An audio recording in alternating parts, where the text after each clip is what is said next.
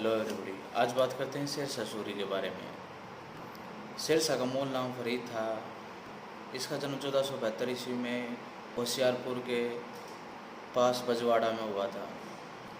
इसके पिता हसन खां ने जौनपुर में जमाल खां के वहाँ नौकरी कर ली, जिसकी सिफारिश पर सिकंदर लोधी ने सासाराम, ख्वासपुर और टाडा की जागीरें इसके पिता हसन को दे दी। शेर शाह का बचपन सासाराम में ही बीता। हसन ने बड़े होने पर फरीद को सासाराम, ख्वासपुर, टाडा का प्रबंधक बनाया, वर्तमान शाहबाद जो दक्षिणी बिहार में है। इन जागीरों का उसने बहुत अच्छा प्रबंधन किया और समृद्ध बना दिया। फिर आंतरिक कलह के कारण इसने अपना घर छोड़ दिया और बिहार के शासक बहार खां के वहाँ नौकरी कर ली। बहार खां उसकी योग्यताओं से बहुत प्रभावित हुआ। फरीद बहार खां के साथ एक बार शिकार पर गया था। उसने तलवार के एक धार में शेर को मार दिया। इसके बाद बहार खां लोहानी ने उसे शेर शाह की उपाधि दी। शेर शाह के बढ़ते प्रभाव से असंतुष्ट होकर अफगान सरदारों ने बहार खां को भड़का दिया। इसके बाद वह बाबर की सेना में 1527 ईस्वी में भर्ती हो गया। कुछ समय के पश्चात उसने बाबर के यहाँ से भी नौकरी छोड़ दी और बिहार चला गया। अब बात करते हैं शेर शाह की शक्ति में वृद्धि। शेर शाह दोबारा बहार खां की सेवा में आ गया था। कुछ समय के बाद बहार खां लोहानी की मृत्यु हो गई और उसकी बेगम दूदू बीबी ने इसे बिहार का नायक सूबेदार बना दिया। अब शेर खां अपनी शक्ति बढ़ाने लगा। उच्च पदों पर अपने विश्वास पात्र अफगान सरदारों को नियुक्त करने लगा। सेना को अपने विश्वास में ले लिया।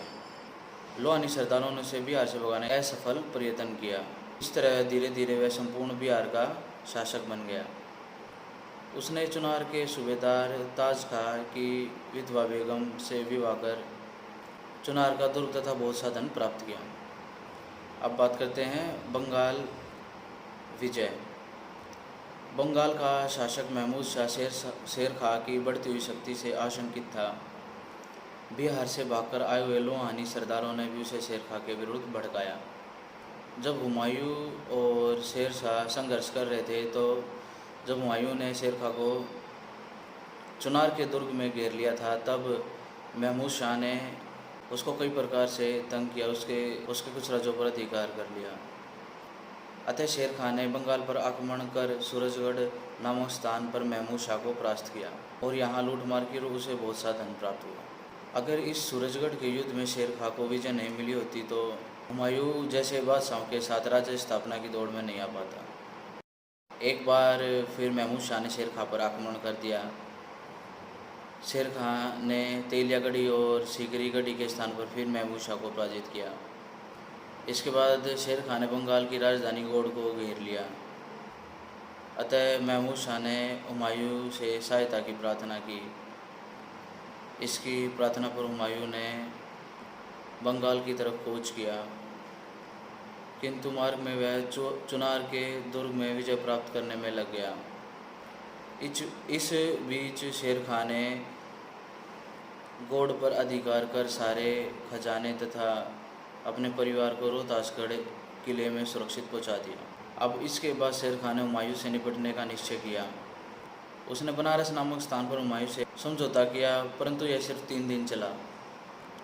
हुमायूं ने समझौता भंग करते हुए बंगाल पर आक्रमण कर दिया। शेर खां ने उसे बिना रोक टोक के बंगाल पर अधिकार करने दिया। हुमायूं शेर खां की चालाकी को नहीं समझ सका। हुमायूं बंगाल की राजधानी गौड़ में रंग रैलियां मनाने में डूब गया। इस दौरान शेर खां ने बिहार से मुगल सेना को खदेड़ दिया। मुगलों के आवागमन के मार्ग काट दिए। अब वह हुमायूं के साथ खुले युद्ध के लिए तैयार हो गया था। जब हुमायूं की आंखें खुली तो वह चारों तरफ कठिनाइयों से घिरा मिला। उसने शेर खां से संधि करने का असफल प्रयास किया।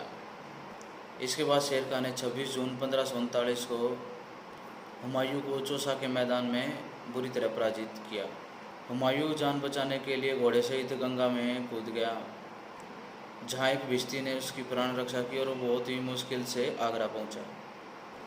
अब चौसा के युद्ध में जीतने के बाद शेर खां ने शेर शाह की उपाधि धारण की और बंगाल और बिहार का स्वतंत्र शासक बन गया। इसके बाद कन्नौज या बिलग्राम का युद्ध 1540 ईस्वी में लड़ा गया।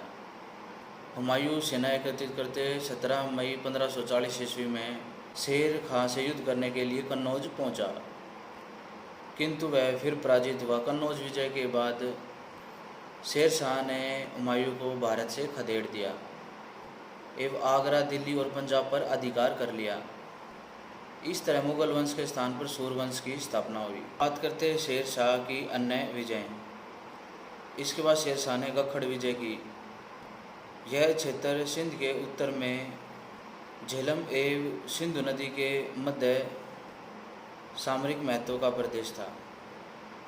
गखरों को पराजित करके उसने यहाँ अधिकार जमा लिया और दुर्ग बनवाकर 5000 सैनिकों को यहाँ तैनात कर दिया।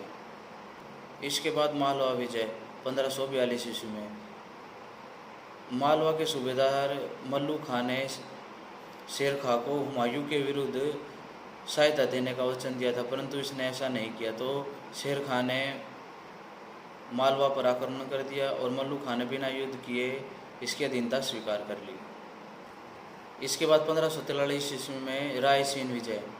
रायसीन नरेश पूर्णमल ने अपने राज्य में मुस्लिम जागीरदारों को परेशान किया था, तब शेर खां ने रायसीन को घेर लिया, परंतु वह असफल रहा। इसके बाद उसने कपट का मार्ग अपनाया और राजपूतों से वचन दिया कि वह उसके अधीनता स्वीकार कर लेंगे तो वह बिना युद्ध करे यहाँ से चला जाएगा। किंतु राजपूतों के किले के बाहर आने पर शेर खां ने उन पर अचानक हमला कर दिया और उनके बीवी बच्चों को मार दिया और पूर्णमल भी युद्ध करते हुए मारा गया।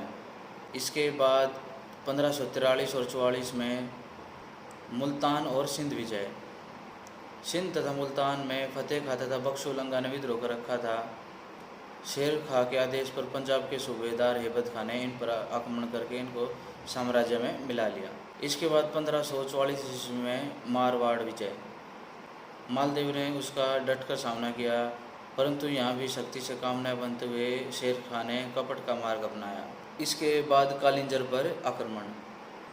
कालिंजर के नरेश किरत शाह ने शेर शाह की इच्छा के विरुद्ध रीवा के राजा वीरवान को आश्रय दे रखा था।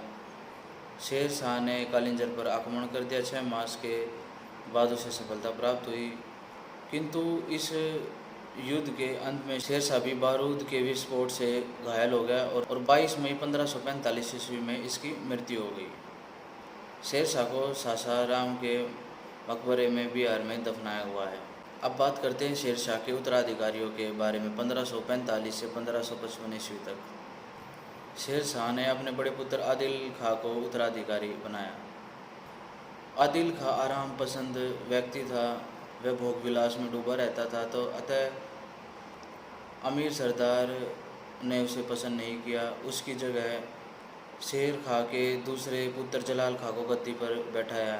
जलाल खां इस्लाम खां की उपाधि लेकर गद्दी पर बैठा। इस्लाम शाह का शासनकाल 1545 से 1553 ईस्वी तक रहा।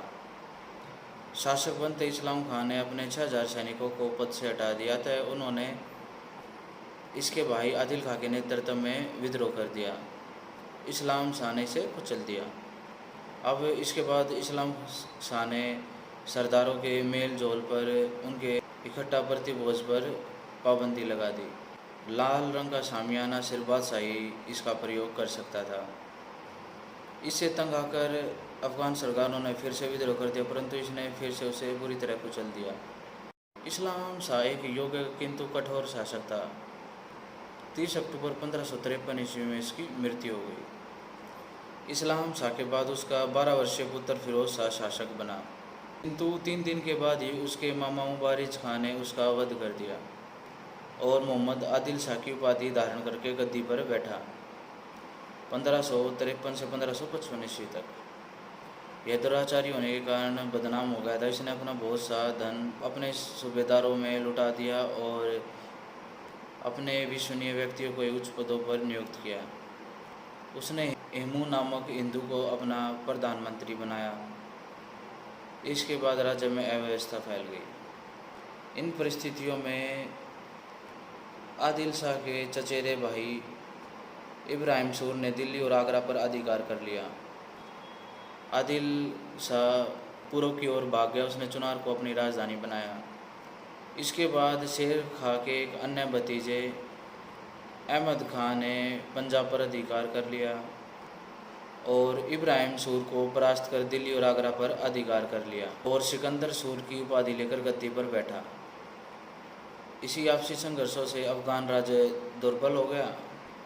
इस समय हुमायूं ने भारत पर आक्रमण कर मछीवाड़ा एवं सिर हिंद के युद्ध में अफगानों को पराजित किया और अपना खोया हुआ साम्राज्य प्राप्त किया। अब बात करते हैं शेर शाह के शासन प्रबंध के बारे में। शासन की समस्त शक्तियाँ सम्राट के हाथ में थी। इसकी केंद्रीय सरकार में 4 विभाग थे। पहला है दीवान ए वजारत, यह वजीर होता था और राज्य की आय व्यय का हिसाब रखता था। दूसरा दीवान ए अर्ज, यह सैन्य विभाग का मंत्री होता था।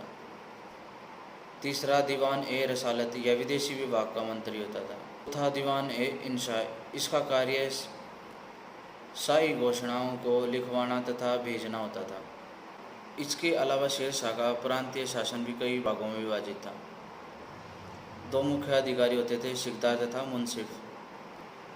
सिकदार का मुख्य कार्य राज्यों में शांति व्यवस्था बनाए रखे, सड़कों और मार्गों पर निगरानी रखे और परगने के सिकदार पर उसके कार्य पर नियंत्रण रखे।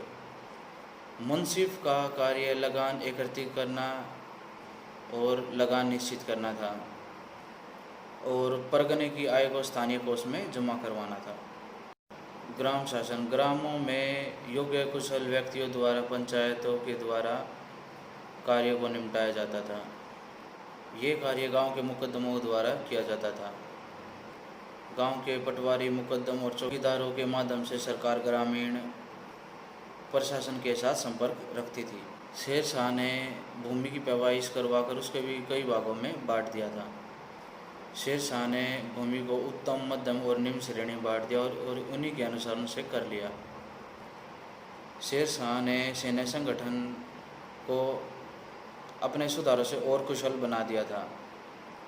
शेर शाह के समय पुलिस और सिकदार ही दंडित व्यक्तियों को दंड देते थे। इसके अलावा शेर शाह ने बहुत सी सड़कों का निर्माण करवाया। सड़कों के दोनों ओर छायादार वृक्ष लगवाए। इसने बंगाल के सोनार गांव से रोहतासगढ़ तक 15 कोस लंबी सड़क बनवाई। इसके अलावा मुल्तान से लाहौर तक और बियाना से जोधपुर तक, इसके अलावा बियाना से अजमेर तक, बनारस से मुंडेर तक एवं आगरा को सड़कों से जोधपुर, खानदेश, चित्तौड़ आदि के साथ जोड़ दिया। इसके अलावा इसने डाक प्रबंध का कार्य भी अच्छा किया। मिश्रित धातु के सिक्कों को समाप्त पर एक धातु के सिक्के जारी किए, जैसे चांदी का टंका, तांबे का टंका। चांदी का टंका आज के रुपया कहलाया। इसने सोने, चांदी, तांबे के सिक्के जारी किए और 23 टकसालों की स्थापना की। इसने रोहतासगढ़ किला बनवाया, दिल्ली का पुराना किला बनवाया आदि।